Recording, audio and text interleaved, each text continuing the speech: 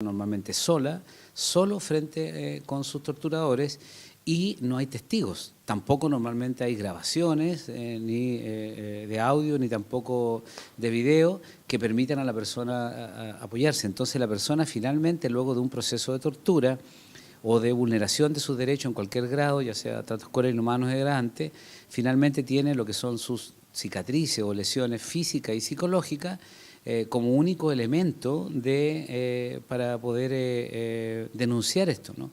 Y no hay, por lo tanto, ni testigos, ni personas que se arrepientan, y esto es un problema que ocurre en todos los países del mundo. Y nosotros, por lo tanto, hemos durante estos años, desde 2012 a la fecha, aplicado de manera diversa y aprendiendo las técnicas de trabajo en esta materia. Hay muchos cursos con profesores internacionales que han venido, el Colegio Médico ha organizado cursos trayendo a estos profesores para poder formar peritos, la mayor cantidad de peritos en Chile, tanto médicos, psicólogos y abogados.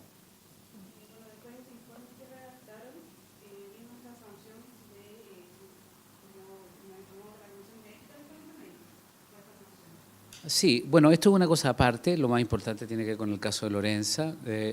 Sí, este es un evento que ocurrió a propósito de que los médicos que participaron en el parto, digamos, me refiero a dos obstetras, el anestesista y el pediatra, el neonatólogo, presentaron una alegación frente al Tribunal de Ética de Concepción respecto a mi actuación en torno a la aplicación del protocolo.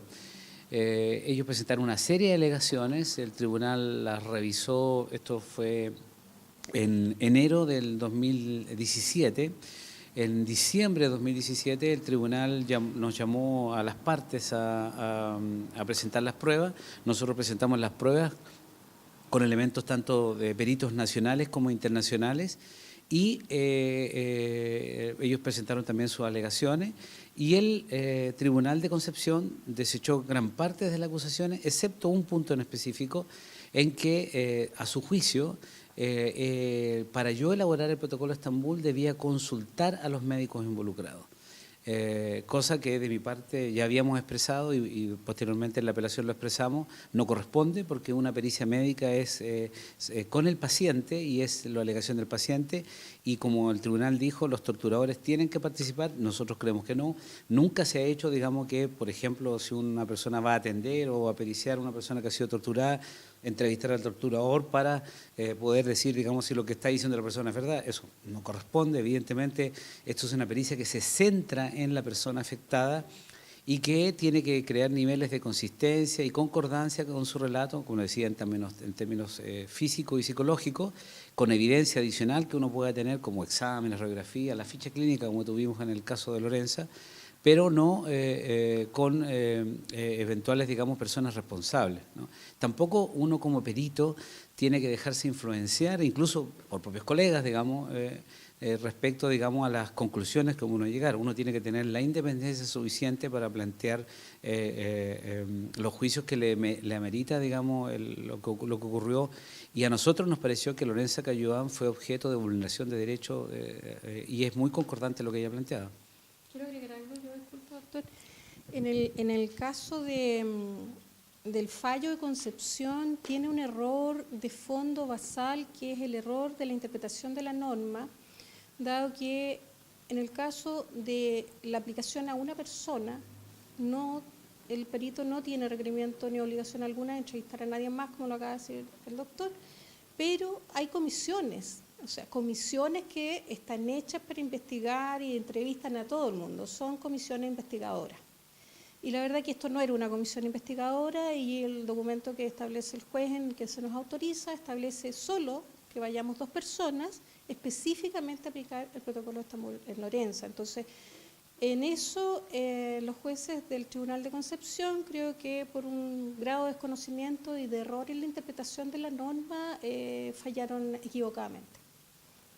Bueno, afortunadamente el Tribunal Nacional de Ética del Colegio Médico acaba hace menos de una semana de fallar y anular toda sanción y declara en ese fallo que tanto desde el punto de vista de la ética del Colegio Médico, del Código de Ética del Colegio Médico, como de las normas de aplicación del Protocolo de Estambul, el protocolo que hicimos a Lorenza Cayuán junto a Rosa Villa, el protocolo fue aplicado correctamente y cumpliendo las normas éticas que corresponden.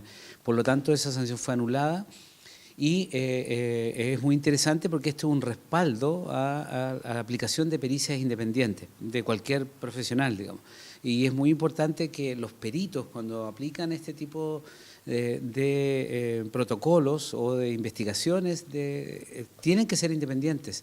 No corresponde, digamos, que si nosotros estamos investigando al Estado, porque en la tortura estamos investigando al Estado, nosotros, digamos, tengamos de alguna manera conflictos de intereses y estemos sujetos, digamos, a presiones como siendo funcionarios públicos. Ese es uno de los grandes problemas de los servicios, como de los servicios estatales cuando aplican este tipo de procedimientos, porque los servicios estatales, digamos, son personas, agentes del Estado, contratados por el Estado, y por lo tanto a un funcionario público le es más complejo, entre comillas, denunciar al propio Estado que lo contrata.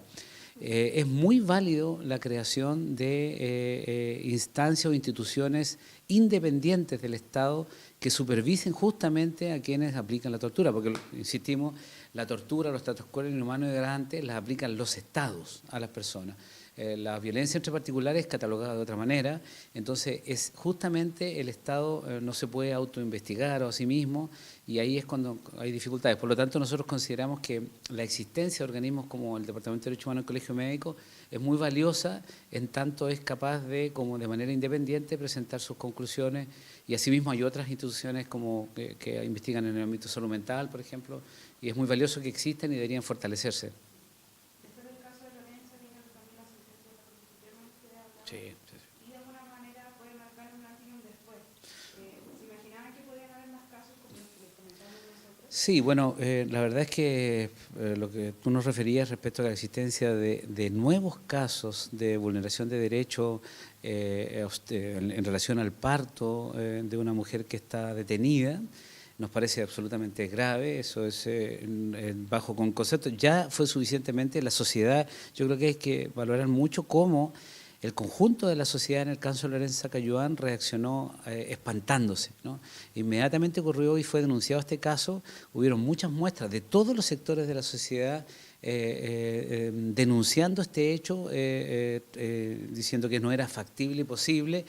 De hecho, como tú expresabas, el fallo de la Corte Suprema de diciembre de 2016 respecto a una apelación que los abogados de Lorenza Cayuán presentaron, es histórico, es un fallo que es de una potencia en el ámbito de los derechos humanos que ha traspasado al país. Este fallo está siendo visto en muchos países como un ejemplo, dado que la Corte Suprema no solo digamos, acoge la reclamación de Lorenza Cayuán, acoge, digamos, que existen evidencias claras de que ella fue vulnerada en sus derechos, sino que ordena en Gendarmería adecuar todas las normas de atención de mujeres embarazadas y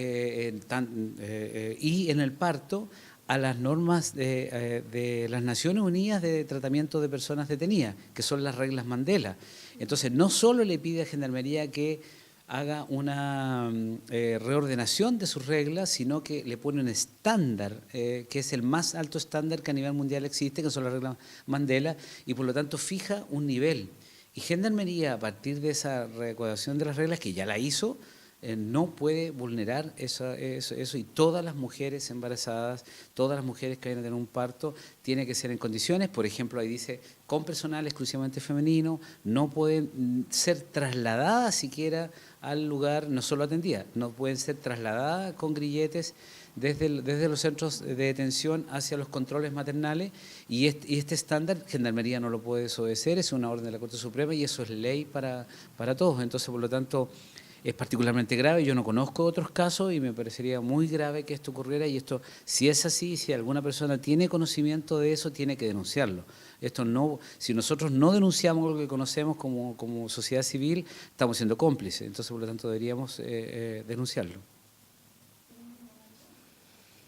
Solamente decir que una apreciación en realidad de lo que yo creo que pasó en el caso de Lorenza tiene que ver con el alto nivel de desconocimiento de Gendarmería de las normas, de las reglas Mandela, digamos, y del mismo protocolo de Estambul, lo que no es justificación, porque son servidores públicos, por lo tanto tienen que garantizar que se cumplan con los derechos humanos tanto de la madre como del niño, ¿no? Porque aquí hay otra persona que también está siendo vulnerada. Creo que en eso el Estado está al debe, tiene que capacitar a todos sus funcionarios y a todos los servidores públicos, independiente de donde estos se desempeñen, ya sea en Gendarmería o en otra repartición, porque son los que pueden incurrir en vulneración de derechos. Por lo tanto, es una obligación que el funcionario esté consciente de que es un potencial vulnerador de derechos. Y nos hemos dado cuenta en varias situaciones que eso no es así. Las personas no saben ni el nombre de las normas y muchas veces si cometen errores, cuando no hay una mala intención clara y evidente, es porque ni siquiera entienden bien que eso no se debe hacer. Hay una naturalización de muchas cosas. Y creo que eso es perfectamente corregible. Es una tarea que tiene que asumir el Estado como debe serlo, pronto, no en 20 años más, digamos.